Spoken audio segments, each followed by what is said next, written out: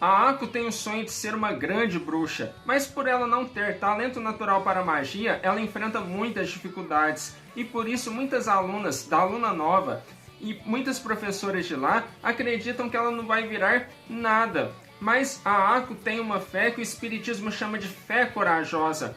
Ela não se abala com as opiniões negativas das outras pessoas e nem com as dificuldades do caminho. Ela sabe que o seu sonho vai fazer ela feliz e os outros felizes. Por isso ela insiste nele.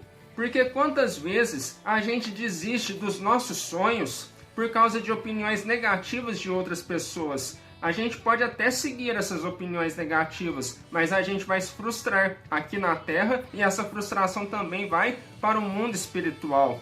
Então, bora seguir o exemplo da Ako, insistir nos nossos sonhos e não dar importância a opiniões negativas alheias?